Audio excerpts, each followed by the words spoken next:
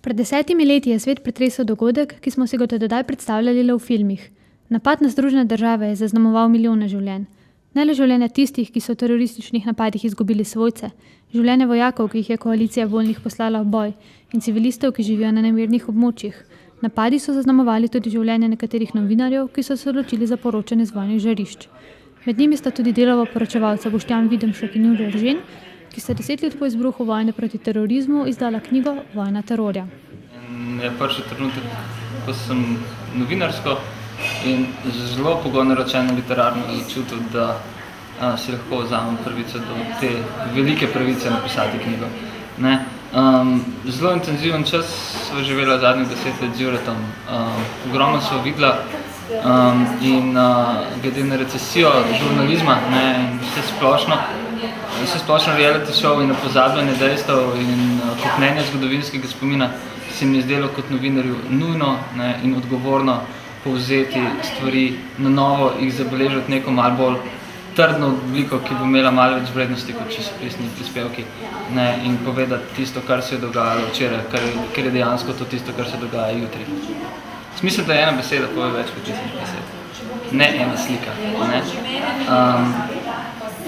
Sem rekel, če bi ena sama beseda imela smisel, potem te knjige ne bi bilo. Nekako išče, to je iskanje smisla, iskanje odgovorov, vedno znova zastavljanje enih in istih vprašanj. Ne bi rekel, da je pero močnejše od meča, niti ne obratno, ampak v iskanju resnice je potrebno uporabiti vsa orožja.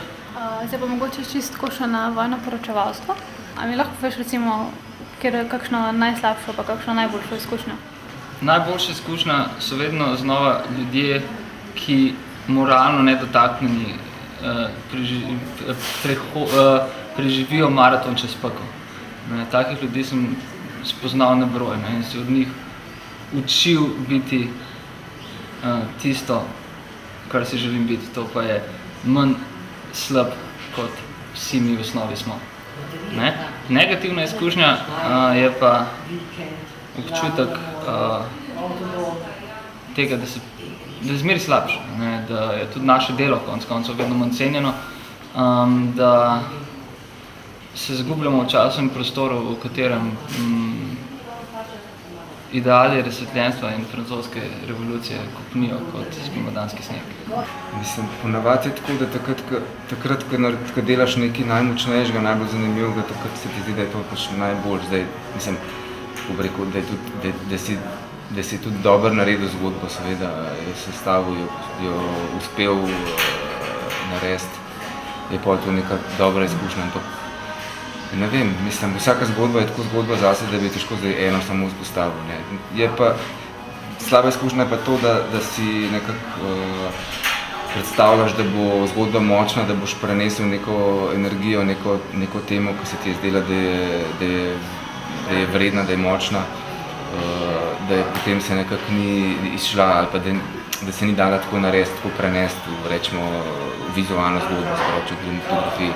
For me, the biggest danger of this profession is not understanding you are a parachuter in a situation you don't know, you do not control. And the other thing is, I would say, probably get too trapped on that kind of experiences.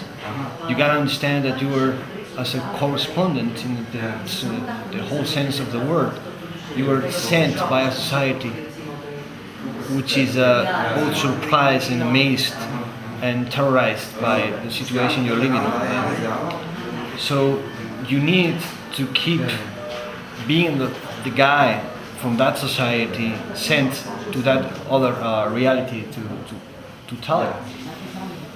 Because otherwise, if you get too used, if you start getting surprised,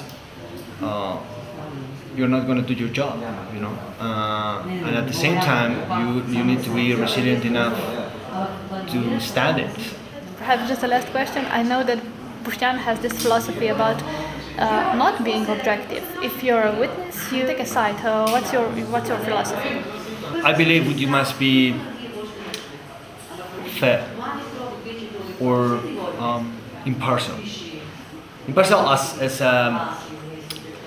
not as being equidistant, more like not driving by prejudice or whatever. I believe we have the sacred duty of just tell a story.